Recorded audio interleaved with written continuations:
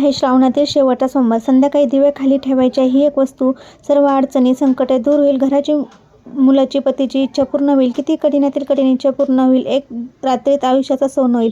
संध्याकाळी दिवाबत्तीच्या टायमिंगला म्हणजे तिन्ही सांजेला हा दिवा जो लावायचा आहे तर तो आपल्याला देवघरामध्ये लावायचा आहे. त्या अगोदर तुळशीला देखील आपल्याला शुद्ध गाईच्या तुपाचा दिवा जो आहे तर तो लावायचा आहे. त्यानंतर एक डिश घ्या. डिशमध्ये स्वस्तिक काढून हळदी कुंकू टाकून त्यावर आपल्याला आज चौथ्या सोमवारी जवसाची शिवामूठ आहे किंवा जवस किंवा जव असं कोणताही तुम्ही एक धान्य वापरू शकता. ते डिशमध्ये ठेवायचं आहे. त्यावर एक आपल्याला पंती किंवा कोणत्याही धातूचा चांगला दिवा ठेवायचा आहे. त्यामध्ये डबल वाट टाकायची आहे.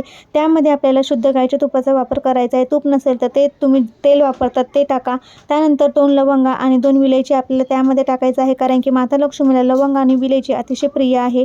त्यानंतर हा दिवा जो आहे तो संध्याकाळी लावल्यानंतर रात्रभर चालेल असा आपल्याला त्यामध्ये तूप टाकायचं आहे. आणि दिवा जर चुकून विझला तर न कोणती शंका मनात न आणता परत हा दिवा प्रज्वलित करायचा आहे.